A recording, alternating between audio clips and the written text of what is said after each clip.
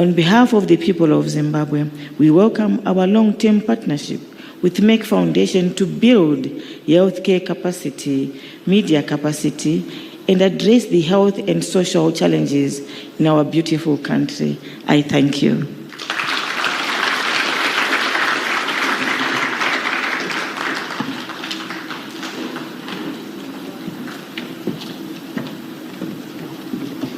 Asante sana Mama Mnangagwa, naomba tumpigie makofi tena kwa remarks zake. Mheshimiwa Rais, baada ya itifaki hii, napojiandaa dakika moja kukukaribisha wewe kwa heshima kubwa, naomba nitambue tena ushirikiano mkubwa ambao tumeupata kutoka Wizara ya Mambo ya Nje na Ushirikiano wa Afrika Mashariki, wizara inayoongozwa na Mheshimiwa Thabit Kombo ambaye amewakilishwa hapa na naibu wake Mheshimiwa 𝒓𝒊𝒈𝒉𝒕. Isingewezekana bila ushirikiano wao, naomba tuwapigie makofi. Asanteni sana.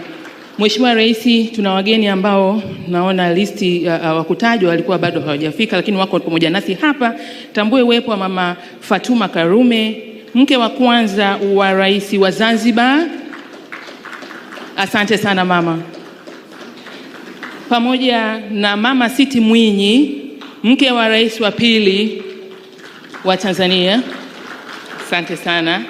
Nitambue uwepo wa Mama Regina Lowassa, mke wa Waziri Mkuu mstaafu wa Tanzania, Mheshimiwa Edward Lowassa. Asante sana. Pamoja na mawaziri mbalimbali waliotufikia hapa kutoka Zanzibar, kokote waliko wanyoshe mkono. Mheshimiwa Rais, kwa haya machache, kwa heshima kubwa, nichukue fursa hii kukukaribisha sasa uweze kuzungumza na washiriki wa mkutano huu na kutufungulia mkutano wetu rasmi. Mheshimiwa Rais, asante.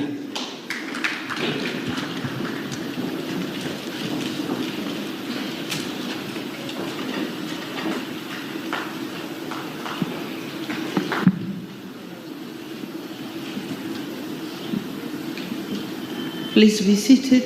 Thank you. Wamama tukae.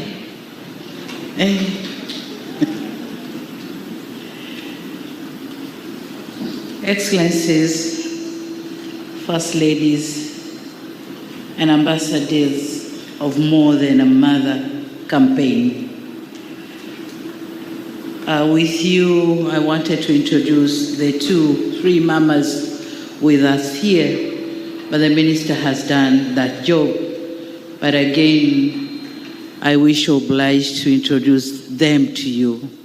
We have Mama Fatuma Karume, the wife of the founder of, the head of the revolution in Zanzibar, the first president of Zanzibar.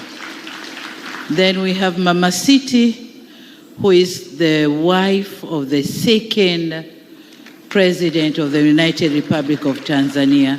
They are with us. Then we have Mama Regina, the wife of the former Prime Minister of Tanzania, Honorable Lowassa. I also wish to recognize the presence of honorable ministers from all the countries here present. Thank you, Professor Frank 𝒓𝒊𝒈𝒉𝒕, Chair of Merck Foundation Board of Trustees, Senator Dr. Rasha Kejel, CEO of Merck Foundation partners, alumni, and media members, senior government officials, ambassadors, high commissioners, heads of international institutions here present, distinguished guests, ladies and gentlemen, still morning, a very good morning to you. I'm delighted to be with you for this 11th edition of Merck Foundation Africa Asia Luminary Conference. The people of the United Republic of Tanzania and the government of the United Republic of Tanzania are welcoming you to Dar es Salaam and Tanzania in general. And we thank you most sincerely for honoring our invitation and joining us at this auspicious conference. It is indeed a privilege to host you in the land of Kilimanjaro, Serengeti, and Zanzibar, also a land of beautiful smiles. You're all welcome. Karibuni sana. Excellencies, ladies and gentlemen, this conference coincides with the 7th anniversary of Merck Foundation. On this occasion, we appreciate its numerous programs and interventions to support capacity building in the medical field, by extension, transform people's lives in the medical field, and by extension, transform people's lives. The foundation truly plays a vital role in promoting women's health and addressing critical healthcare challenges such as infertility, cancer, diabetes, and other health conditions. I, therefore, wish to congratulate the Merck Foundation's leadership, staff, and partners for the important milestone achieved in the past 7 years. Congratulations. Tanzania takes great pride in partnering with the Merck Foundation. In just a few years of our cooperation, we had witnessed notable progress. We valued this partnership, which has enabled around 70 Tanzanians to undertake short and long-term specialized and advanced medical training programs. And it is our wish to deepen this partnership further in the years to come. Ladies and gentlemen, 9 years ago, United Nations member states adopted a shared blueprint in the form of the 17 Sustainable Development Goals, or SDGs. Among the goals envisioned were to ensure healthy lives and promote well-being for all at all ages, and to ensure inclusive and equitable quality education and promote lifelong learning opportunities for all. To realize all the SDGs, a note was made on the need to strengthen the means of implementation and revitalize the global partnership for sustainable development. I, therefore, welcome this 11th edition of the Merck Foundation Luminary Conference's focus on these 3 goals, namely health, which is goal number 3, quality education, goal number 4, and partnership, goal number 17.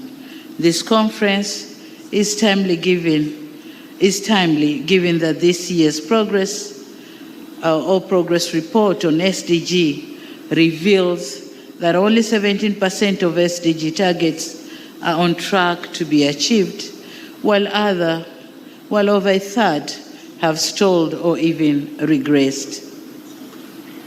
As we endeavor to meet these goals, substantial investment, urgent actions, and keen interests are required.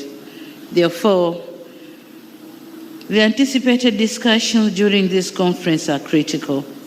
We must build dynamic and focused partnership and ensure effective coordination and collective action.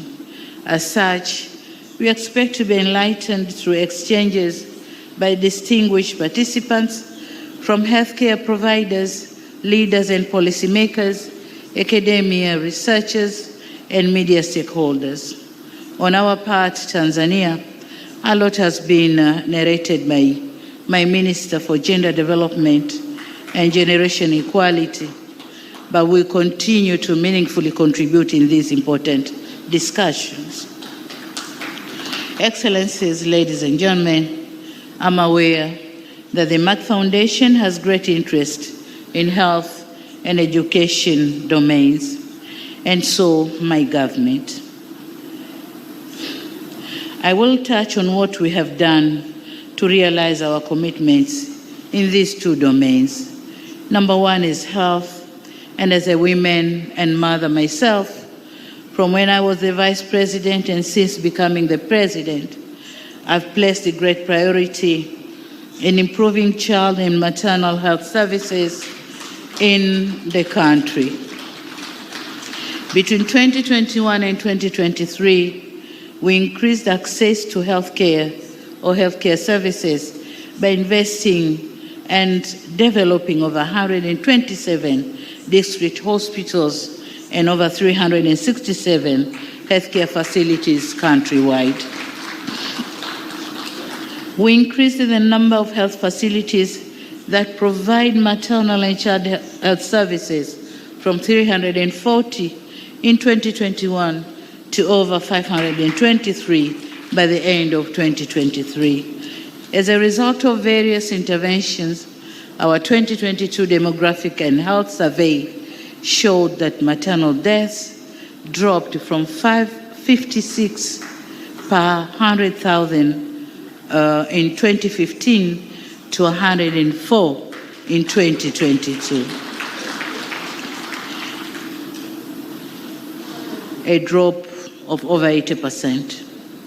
Equally, the survey showed that child deaths dropped from 67 per 1,000 live births to 43 per 1,000 live births, a reduction of around a third, and still much need to be done around this area.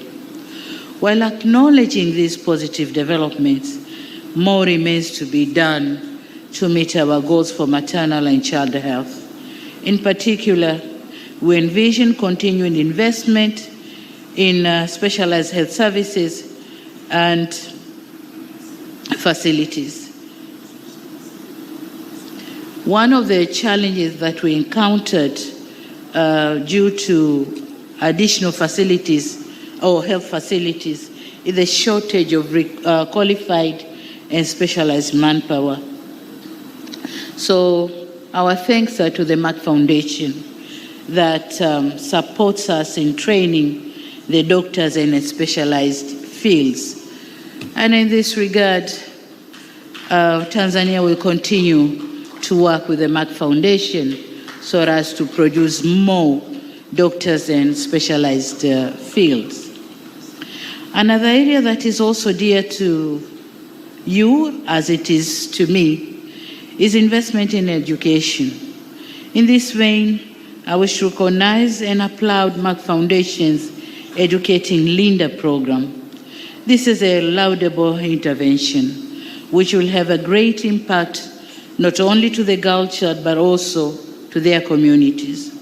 It is also fitting that the word Linda in Swahili means to protect, which is exactly what this program aims, to protect the dreams of unprivileged young girls. And the old adage says, if you educate a woman, you educate a nation, and this is exactly what we are doing. I, along with all the women here present today, are living testimony of how education can empower a girl child.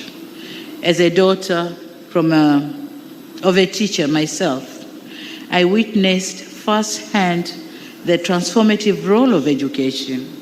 Indeed, education is a source of women empowerment and emancipation.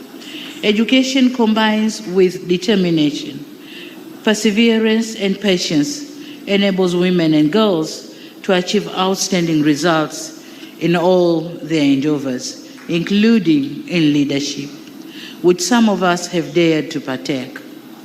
Truly, with these attributes, there's no limit to realizing girls' full potential. In this regard, education has continued to be a priority for my government, and we have undertaken key transformative interventions in this sector.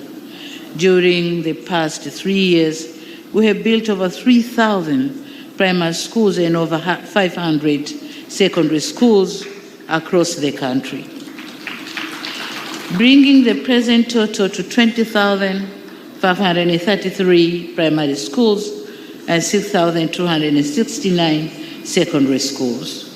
Among the schools that we have built are 24 girls' boarding schools as part of our plan to build girls boarding school in each of our 26 regions of Tanzania mainland. In ensuring access to education, we have continued to provide free education for all children from primary to secondary levels. And the numbers of primary school students have risen from 10.6 million in 2021 to 11.4 million this year. And in secondary schools, the numbers have risen from 2.38 million in 2021 to over 3 million in this year. All these interventions help to ensure access to education for our girls and boys. As for the content of our education, we also undertook a review of our education system to make the shift from assessment-based learning to competence-based training. We have also increased funding for higher levels of education and have introduced a new scholarship to support youth to go into science, technology, engineering, and mathematics subjects in higher education or higher studies. It is worth mentioning also that our policy on human capital development recognizes the early child development, and we are looking these aspects in two areas.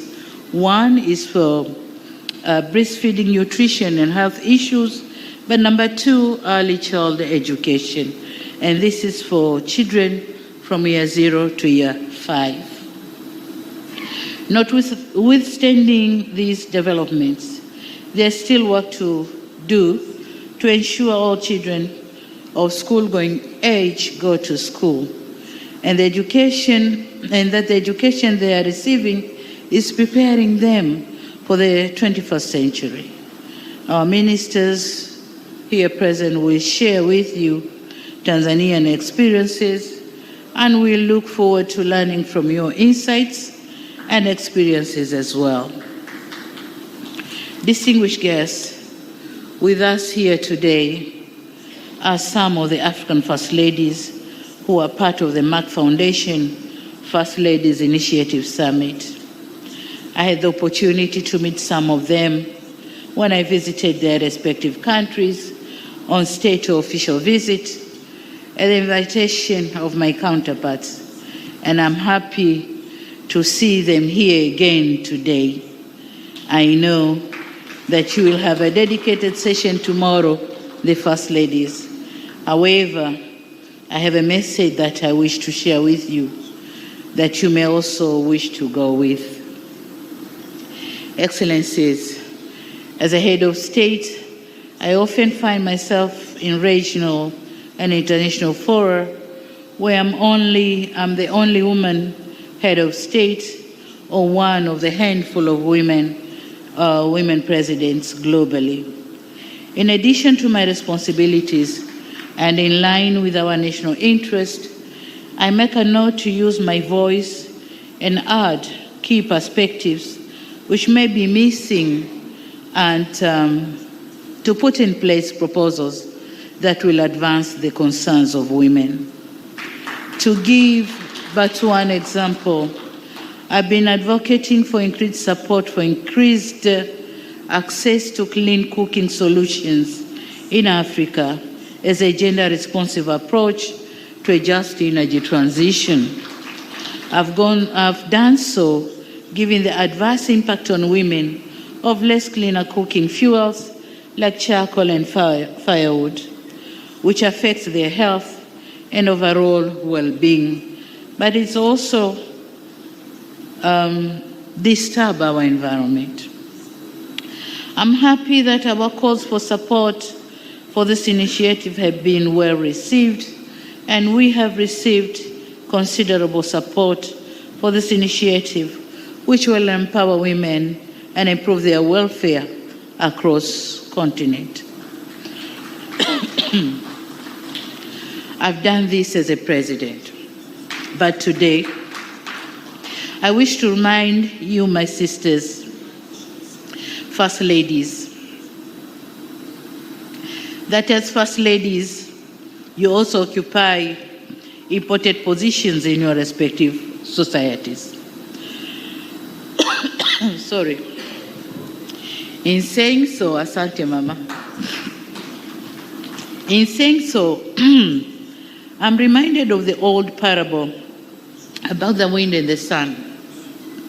One day the wind and the sun decided to engage in a friendly debate to test their persuasive strength on a traveler, the goal being to get the traveler to remove his coat. The wind went first, and it blew fiercely, attempting to force the traveler to remove his coat. But the forceful wind only succeeded in making him hold the coat even tighter. Then the sun gave a try. It simply shined warmly, gradually warming the traveler until willingly the traveler removed his coat. So I find this parable to be pertinent as it speaks to what can be achieved persuasively, brilliantly, and with warmth. So I urge you, my dear sisters, to take this agenda of clean cooking with brilliancy and be persuasive with warmth, as you know, it's a women tradition to be warmth. So take it with warmth so that my fellow presidents can take it as an agenda and help our fellow women in clean cooking.